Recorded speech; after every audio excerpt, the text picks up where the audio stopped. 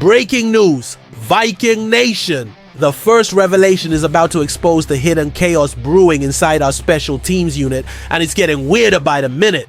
A rookie nobody expected just claimed dual return duties in the most shocking way possible. Our franchise quarterback is being disrespected in national rankings despite his championship pedigree. Injury concerns around our superstar receiver are raising red flags just hours before kickoff. Adam Thielen's role in this offense is about to be more crucial than anyone imagined, and the Bears might be forced to put a failed Vikings practice squad player on our unstoppable Justin Jefferson. Each of these bombshells could completely redefine how Monday Night Football unfolds, and you're about to discover exactly why this Vikings team is either perfectly positioned for chaos or championship glory. The storm starts right now, and if you bleed purple and gold more than you hate every other team in the NFC North, you better prepare yourself, because what's coming will leave Bears fans questioning every decision their franchise has ever made. But hold on, as shocking as that preview sounds, the next revelation cuts even deeper into the mysterious world of Minnesota's special teams unit. And it's getting absolutely bizarre in ways nobody saw coming. Our special team situation isn't just weird anymore, it's downright mind-bending. And the latest depth chart updates have left everyone scratching their heads about what Kevin O'Connell and special teams coordinator Matt Daniels are actually thinking. Miles Price, an undrafted rookie wide receiver out of Indiana, has somehow claimed both the starting punt returner and kick returner jobs, making him one of the rarest dual threat returners in the entire NFL. Think about how insane this development really is, Viking Nation. Last season, we ranked dead last in the league in punt return average with a pathetic 6.8 yards per return, so desperate times obviously called for desperate measures.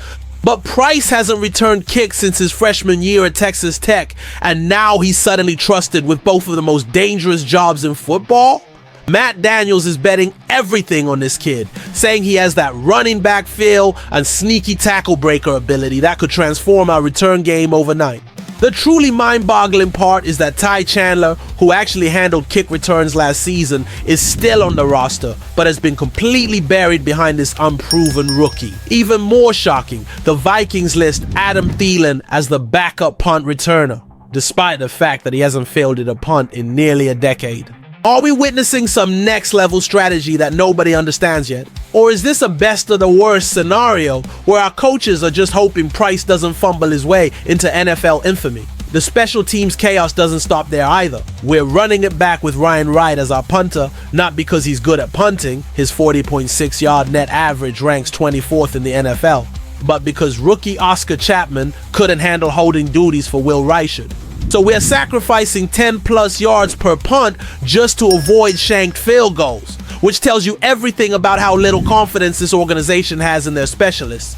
But here's the thing that should terrify every Bears fan watching Monday night. Sometimes the most unpredictable units are the most dangerous ones. And if Price breaks loose for a touchdown return in his debut, this entire narrative flips from concern to genius in one explosive moment. And just when you think the disrespect toward our franchise can't get any more ridiculous, here comes the next bombshell that's about to flip the script on everything these so-called national experts think they know about championship caliber leadership. CBS Sports just dropped their Week 1 quarterback power rankings, and the placement of J.J. McCarthy at number 23 is so insulting, so completely tone-deaf to reality, that it should be used as bulletin board material for the next 5 years. Cody Benjamin ranked our national championship quarterback behind Caleb Williams, behind 40-year-old Aaron Rodgers, and 4 spots behind Sam Darnold, which is basically a slap in the face to everything McCarthy accomplished at Michigan and every single practice rep he's dominated since arriving in Minnesota. Let's break down how absolutely ridiculous this ranking really is, Viking Nation. McCarthy led the Wolverines to a perfect 15-0 season and the 2023 national championship, outdueling every elite defense the Big Ten and college football playoff could throw at him. Aaron Rodgers is practically collecting social security checks and couldn't even stay healthy for half a season with the Jets before getting traded to Pittsburgh as a backup option. Sam Darnold had one magical season with our incredible offensive system and weapons, then immediately got exposed the moment he faced real playoff pressure. But somehow the experts think these guys are more capable than a 22-year-old killer who's been groomed by Kevin O'Connell in this exact offensive system for over a year. The disrespect is so blatant it's actually motivating, because every national media member who's sleeping on McCarthy is about to get a rude awakening when he starts shredding defenses with Justin Jefferson, Jordan Addison, TJ Hawkinson, and Aaron Jones giving him elite weapons at every position. Benjamin calls McCarthy a total projection, but that's exactly what makes him dangerous. Nobody knows what's coming, and by the time opposing defensive coordinators figure out his capabilities, he'll already be leading us to January football. The best part about starting the season ranked 23rd, 23rd. There's nowhere to go but up, and every touchdown pass, every clutch drive, every moment of brilliance under pressure will force these ranking clowns to eat their words one game at a time. Stay with me, because what comes next will absolutely redefine everything you thought you knew about the health and availability of our most important offensive weapon heading into Monday night. The Justin Jefferson injury situation is getting more concerning by the day, and the timing couldn't be worse for a team with Super Bowl aspirations, riding on their superstar receivers' health and explosiveness. Jefferson lost basically all of August due to his hamstring injury, which is already a red flag considering how much chemistry our new quarterback needs to develop with his primary target. Partner that absence with the fact that Jefferson missed a significant portion of the 2023 season due to various injury issues, and you start to see a troubling pattern that has Viking Nation holding its collective breath every single week. The good news is that Jefferson appears ready for week 1 and wasn't listed on the final injury report. But hamstring injuries are notoriously tricky and have a nasty habit of lingering throughout entire seasons. Think about what this means for our offensive game plan, especially with JJ McCarthy making his NFL debut on Monday Night Football. Jefferson is supposed to be the security blanket, the guaranteed target who can bail out his young quarterback when plays break down or pressure arrives faster than expected. But if that hamstring is even 85% healthy instead of 100%, it changes everything about how aggressive O'Connell can be with his play calling and how much deep ball chemistry McCarthy can rely on. The truly concerning part is that hamstring injuries often lead to compensatory injuries in other parts of the body when players try to overcompensate or come back too quickly. Jefferson's entire game is built on explosive acceleration out of cuts and his ability to separate from defensive backs with lightning quick movements. So any limitation in that area doesn't just affect his production, it fundamentally changes what kind of routes he can run effectively. The silver lining is that Jefferson is one of the most mentally tough and technically perfect receivers in NFL history. So even at 90% health, he's still better than most receivers at full strength. But Viking Nation deserves to know the truth. We're going to be monitoring Jefferson's body language and movement patterns all season long. Because if that hamstring becomes a recurring issue, it could derail what should be our championship season before it ever really gets started.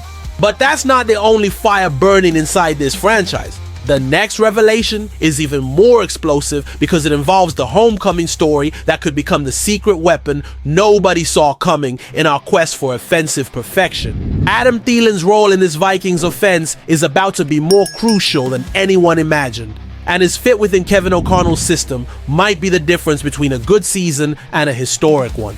With Jordan Addison suspended for the first 3 games, Thielen immediately steps into the WR2 role and becomes JJ McCarthy's safety valve during the most important stretch of his young career. But here's what makes this situation absolutely perfect. Thielen doesn't need to be the same player he was in 2018 when he was catching 113 passes for 1,373 yards. This version of the Vikings offense is so loaded with weapons that Thielen can focus on what he's always done best, being automatic on third downs and unstoppable in the red zone. Since 2020, Thielen has scored more touchdowns than CeeDee Lamb. And that touchdown scoring ability is exactly what this offense was missing last season when we ranked just 19th in red zone touchdown percentage. Think about the chess match this creates for opposing defenses, especially when Addison returns in week 4. Defensive coordinators will have to choose their poison. Do you double team Justin Jefferson and let Thielen work in single coverage? Do you try to bracket both veteran receivers and leave Addison or TJ Hawkinson in favorable matchups? There's no right answer when you have that much talent spread across the formation. Thielen's familiarity with O'Connell's system means there's no learning curve, no missed assignments, no chemistry issues that typically come with mid-season trades. He steps in immediately as McCarthy's trusted target on crucial downs, the guy who's going to be in the right place at the right time when games are decided in the final 2 minutes. The prediction for Thielen's 2025 season: 52 receptions, 607 yards, and 8 touchdowns. Numbers that might not seem flashy, but represent exactly the kind of consistent, clutch production that transforms good offenses into championship caliber units. The most beautiful part of this whole situation is that Thielen's return gives McCarthy a veteran receiver who's seen everything, who knows how to get open when plays break down, and who's going to be talking in his ear on the sideline about what he's seeing from defensive backs. That kind of mentorship and reliability is invaluable for a rookie quarterback, and it might be the secret ingredient that accelerates McCarthy's development faster than anyone thought possible. And listen closely, the next 72 hours might reveal the most embarrassing defensive mismatch in recent Bears history, because Chicago might be forced to put a failed Vikings practice squad player on the most unstoppable receiver in football. Jaylon Johnson, the Bears' top cornerback, is dealing with a serious groin injury that has kept him limited all week. And if he can't go Monday night, guess who might be tasked with covering Justin Jefferson? Nashon Wright, the same cornerback who spent all of last season on our practice squad before being released and picked up by Chicago. Let that sink in for a moment, Viking Nation. The Bears might be so desperate at cornerback that they're relying on a player we didn't even think was good enough for our practice squad to handle the best receiver in the NFL. Wright was originally a third-round pick by Dallas in 2021, but he managed just 3 starts in 3 years before being traded to us for basically nothing. Even with our secondary issues last season, Wright couldn't crack the active roster and played exactly 15 snaps on special teams in 1 game before being shown the door. His preseason performance in Chicago has been absolutely brutal. A 25.4 PFF grade while allowing 4 catches for 76 yards and committing 3 penalties, including giving up a 58-yard bomb and getting flagged for a face mask penalty that extended a Chiefs drive. The truly incredible part is that Wright spent all of last training camp practicing against Jefferson daily, getting schooled repeatedly, but apparently learning nothing from the experience. Jefferson himself was encouraging and aggressive with Wright during those practice sessions, helping him develop his technique and giving him confidence, but now that mentorship is about to backfire spectacularly for Chicago. If Wright does end up covering Jefferson on Monday night, expect the Bears to send safety help over the top on every single play, because leaving Wright in single coverage would be football suicide. But even with safety help, Jefferson's route running precision and McCarthy's accuracy should create opportunities for explosive plays that could break the game open early.